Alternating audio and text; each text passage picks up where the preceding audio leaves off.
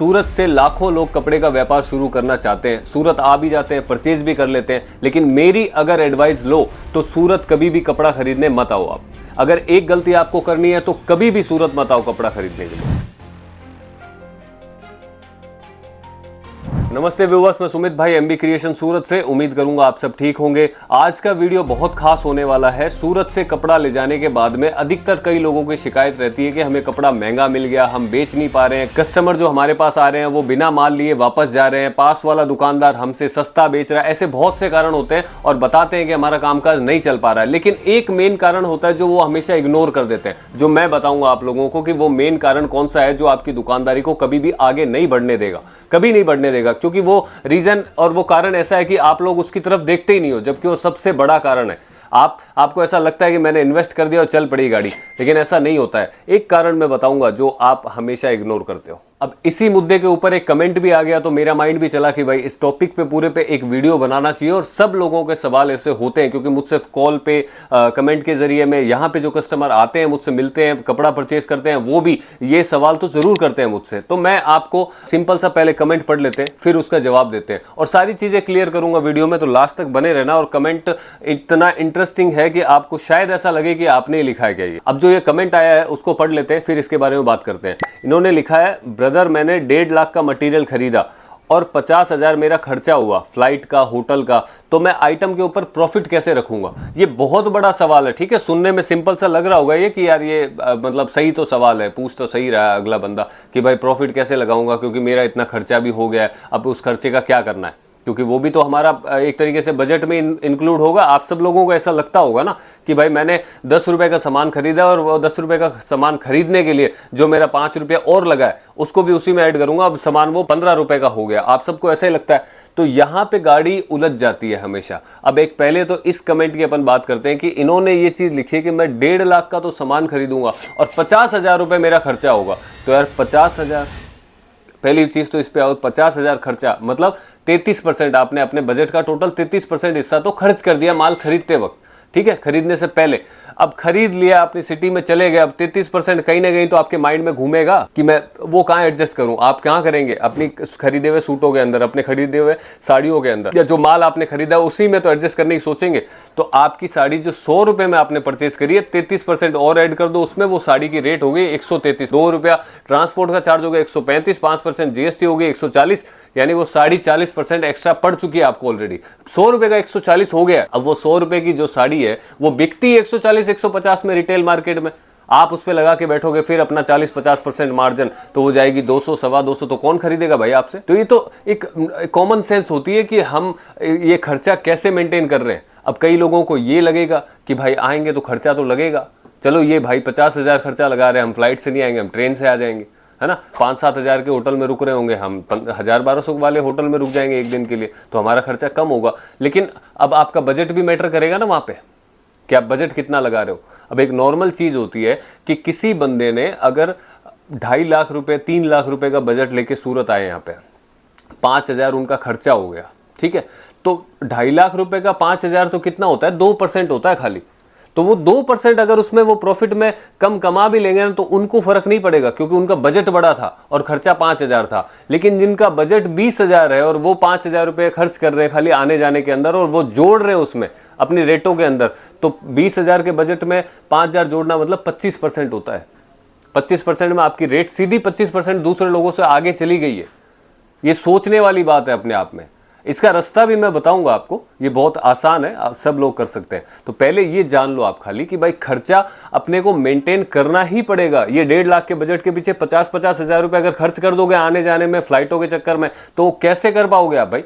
फिर उसको जोड़ोगे वहां पे तो वो तो मैनेज ही नहीं होगा आपसे। और कौन खरीदेगा आपसे फिर इतना महंगा आइटम? तो ये चीजें, इसमें अवेयरनेस तो आपको खुद को होनी चाहिए कि भाई इतना खर्चा अपन नहीं कर सकते। अपन एक बिजनेस चालू कर रहे हैं भाई, उसके अंदर अगर ये एक्स्ट्रा खर्चे है, फ्लाइट के, 5 स्टार होटल लेके अपन 50,000 रुपया खर्च कर रहे हैं एक दिन का खर्चा, मतलब एक दिन का खर्चा, क्योंकि 1.5 लाख का सामान खरीदने में तो एक दिन का टाइम लगेगा। अब एक दिन के खर्चा अगर 50,000 रुपये आप खर्च कर रहे हो तो फिर दुकानदारी तो आप चला ही नहीं पाओगे, क्योंकि 1.5 लाख के बजट में तो आप 50, 60, 70 हज़ार रुपये तो महीने के कमाओगे वहां पे। अब जब आपका खर्चा एक दिन का 50,000 आप अफोर्ड कर सकते हो और ताकत से मतलब ऐसा खर्च कर सकते हो और प्राउड फील कर सकते हो, तो फिर महीने के 50-60 हज़ार में तो आपको संतुष्टि नहीं मिलेगी शुरुआत में। तो ऐसा काम ही क्यों करना, तो मत करो कपड़े का काम और मत आओ सूरत खरीदने के लिए अगर ऐसा करना है तो एक सिंपल चीज होती है, वो ये होती है कि भाई जैसा मैंने बताया था कि आप लोगों का सवाल होगा कि यार सर खर्चा तो लगेगा भाई, वहां आएंगे तो चाहे हम कम कर लेंगे 5,000 भी लगेगा लेकिन खर्चा तो लगेगा। एक ही तोड़ होता है उसका, जब अपन नया काम स्टार्ट करते हैं ना, मैं चिल्ला चिल्ला के बार बार एक चीज बोलता हूं कि ऑनलाइन से ज्यादा यहाँ पे विजिट करो, आपकी नॉलेज बढ़ेगी, आप हमसे मिलोगे, जानोगे, देखोगे सारी चीजें, 2 चीजें ज्यादा सीखने को मिलेगी आपको यहाँ आओगे तो। ऑनलाइन से ज्यादा ऑफलाइन प्रमोट करता हूँ हमेशा अपने वीडियो में, रीजन यही है, आओ मिलो यहाँ पे, देखो आइटम देखो, परचेस करो, बजट छोटा हो मोटा कोई फर्क नहीं पड़ता। अब बजट छोटा है ना, मान लो आपका, ठीक है बजट छोटा है, आपने खर्च कर दिए 5,000 रुपये आने जाने के अंदर, एक दिन का होटल का 800,000 रुपये आपने यहाँ ले लिया, अगले दिन आप वापस जाएंगे, खाने पीने का 800,000 रुपये हो गया, 2,000 आपके आने जाने के हो गए, 2-2,500 रुपये, टोटल 5,000 रुपये आपने खर्च कर दिया। तो उसको इसमें मत जोड़ो भाई फर्स्ट टाइम, ये माइंड में रखो कि मैं कहीं घूमने गया था और मेरे वैसे ही खर्चा हो गया, मैं बिजनेस पर्पज से गया ही नहीं था, ये सामान मेरे को घर बैठे बैठे मिल गया, वो ये माइंड सेट होना चाहिए अपना। अब आप 5,000 लगा रहे हैं या 10,000 लगा रहे हैं या इन भाई की तरह अगर 50,000 लगा रहे हैं, वो आपके ऊपर है, वो इस कपड़े के ऊपर वजन नहीं आना चाहिए उस पैसे का पहली बार। अब सेकंड टाइम एमबी क्रिएशन जो सुविधा देता है ना आपको, वो ये सुविधा है कि जो आपने फर्स्ट टाइम खर्चा किया है और कहीं से भी आप परचेस करते हो, नॉर्मली आपको लगता है कि यार हमें दोबारा खरीदने के लिए वापस जाना पड़ेगा वहाँ पे 15 दिन में, 20 दिन में, महीने भर में, जैसे ही हमारा माल बिकेगा थोड़ा हमें फिर जाना पड़ेगा, तब खर्चा लगता है ना, वो भले जोड़ो, लेकिन वहाँ पे एमबी क्रिएशन मैं खुद ये सुविधा देता हूँ कि उस टाइम पे आपको आना नहीं पड़ता है, सेम काम आपके घर बैठे बैठे करवा के देता हूँ मैं, क्योंकि उस टाइम अपने को लिमिटेड आइटम चाहिए होता है। सेकेंड टाइम में सारा आइटम वही नहीं चाहिए जो अपन ने फर्स्ट टाइम खरीदा था, है ना। अब कुछ आइटम जो बिके हैं, जो फास्ट बिके हैं, जो कस्टमर की नज़र में आए, जो कस्टमर ने पसंद किए, जो रेटे कस्टमर को पसंद आई है, वो चीज़ें ज़्यादा बिकती है और वही चीज़ वापस आपको खरीदनी है। जैसे किराने का काम होता है ना, नया चालू कर लिया, आटा, नमक, दाल, चावल, मिर्ची, हल्दी सब रखना पड़ता है, लेकिन अगले दिन क्या, जो चीज़ खत्म हुई है वही मंगवाते हैं, सारा माल एक साथ वापस थोड़ी मंगवाते हैं। चावल खत्म हुआ तो अपन चावल मंगवाएंगे अगले दिन, आटा खत्म हुआ आटा मंगवाएंगे, फुलफिल करेंगे अपनी उस दुकान को, है ना। तो वो आप करेंगे, उसके लिए कम अमाउंट होगा, वो तो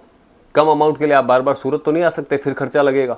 तो वो सुविधा मैं घर बैठे बैठे देता हूँ और वो आने जाने का हमेशा खर्चा बचेगा आपका। आपको साल में सिर्फ 2 ही बार आना पड़ेगा, जब आपको लगे कि अब मेरा माल है वो काफ़ी ख़त्म हो गया और मुझे जाके परचेस करना है, मेरे को स्टॉक ज़्यादा खरीदना है, मेरा बैलेंस ज़्यादा हो गया और मुझे ज़्यादा खरीदना है, तब विजिट करो। तो वो साल में जो आपके 12 चक्कर होने वाले हैं ना, उसमें सिर्फ 2 चक्कर में मैं काम करवा दूंगा आपका साल भर, और वो खर्चा बचेगा। तो जो पहली बार आपने खर्च किया ना पैसा ज़्यादा, या चाहे 5 किया चाहे 50 किया, जो पहली बार खर्च किया है वो सारा यहाँ पे नहीं आने से आपका कवर हो जाता है। तो पहली बार में उस खर्चे को कभी अपने इस कपड़े के ऊपर बोझ मत बनने दो, बोझ बनते ही उसकी रेटें ऐसी चली जाएगी, आप नहीं बेच पाओगे, आप नहीं कर पाओगे बाद में। और नहीं समझते हैं, बहुत से लोग नहीं समझते ये चीज़। अभी बोलने का भी फ़ायदा नहीं होता है, बहुत बोलते हैं, यहाँ पे भी आते हैं तब भी हम बोलते हैं कि अब जैसे देखते हैं भैया 400 का आपने आइटम दिखाया है और हमारे आने जाने का 10,000 रुपये लग गया है, तो इसमें हम जोड़ेंगे तो 40 रुपये उसके जुड़ गए, तो 440 का तो वो हो गया। मैं तो वहीं टोक देता हूँ हाथों हाथ, भाई ये मत जोड़ो, अभी आपको चालू करना है, बढ़ाना है। एक तरफ आप मुझसे ये बात कर रहे हो कि हम तो अभी कम मार्जिन पे करेंगे, जैसा आपने बताया भैया कि अभी शुरुआत में कम मार्जिन लेके अपने कस्टमर का नेटवर्क बढ़ाओ, और दूसरी तरफ आप बोल रहे हो कि मेरा 10,000 खर्च हो गया, 20,000 खर्च हो गया, मैं इस पे जोड़ रहे। क्यों? फर्स्ट टाइम वाला खर्चा मत जोड़ो, फर्स्ट टाइम वाला भूल जाओ खर्चा। वो दिमाग में ये रखो कि मैं कहीं घूम के आ गया, मैंने किसी को दे दिए, मेरे किसी काम में लग गए, मैंने कोई चीज़ खरीद ली, या मेरे गिर गए कहीं पैसे, वो खर्चा मत जोड़ो कभी भी। अगर ये आपने नहीं किया तो आप इस काम में 100% सफल होगे, क्योंकि आप जाओगे, आपकी रेटें जेन्युइन आपके साथ होगी, जिस रेट में आपने खरीदा है उस रेट से मार्जिन लगा के बेचना स्टार्ट करोगे, कस्टमर जुड़ेगा तो वो आपको ये जो आपके खर्चे हुए हैं 10-20 हज़ार, वो कभी भी कवर करवा देगा आपको, क्योंकि आपके पास पूरी ज़िंदगी है ये काम के अंदर, और पूरी ज़िंदगी के अंदर आप उसी एक कस्टमर से बार बार कमाओगे, क्योंकि आप चीज़ बार बार अच्छी दे रहे हो, उनको रेट अच्छी दे रहे हो। और पहली बार में अगर वैसा कर दिया, 10,000 के पीछे आपने 40% 35% जो खर्चा किया वो जोड़ दिया, चीज़ें महंगी कर दी, तो वो लेंगे ही नहीं पहली बात, तो ले भी लिया तो अगली बार नहीं आएंगे, तो बिजनेस तो वैसे ही फ्लॉप हो जाएगा। तो ये माइंडसेट लेके सूरत कभी मत आना। बस ये इतना सा वीडियो था, उम्मीद करूंगा आपको टॉपिक और बातें दोनों अच्छी लगी होगी और चीज़ समझ में आई होगी। इस चीज़ को हमेशा याद रखना, ये भूलना मत यार, क्योंकि आओ ना फर्स्ट टाइम तो यही थ्योरी अपने माइंड में लेके आओ। सूरत आके परचेस करो। MB क्रिएशन हमेशा हमेशा दिल से फुल सपोर्ट करेगा, जैसा आपको चाहिए वैसा सपोर्ट मिलेगा और कभी भी आपको व्यापार से रिलेटेड कोई परेशानी में नहीं आने दूंगा मैं। ये मेरी ज़बान है और बाकी आप काम कीजिए और थोड़ी बहुत बातें हैं वो मान लिया कीजिए, ताकि ये क्योंकि ये व्यापार में क्या है ना, आपस में मिलजुल के ही काम होता है। कुछ चीज़ें मैं जो आपको बताऊंगा सिखाऊंगा वो आपके बिजनेस के अंदर रियल में काम आएगी। आप मेरी प्लेलिस्ट है, अगर नहीं देखी हो किसी ने तो आप जाके देखो, जिसमें मोटिवेशन एंड नॉलेज लिखा हुआ है। कपड़े से जुड़ी हुई हर छोटी से छोटी जानकारी है, हर छोटी से छोटी।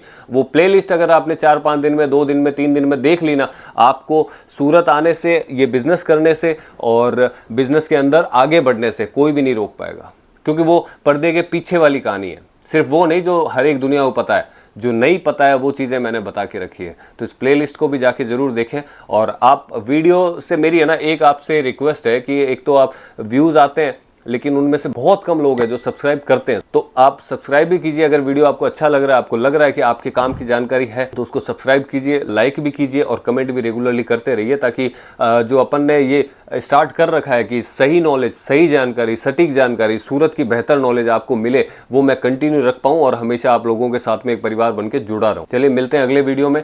आप सब अपना ध्यान रखिए, तब तक थैंक यू।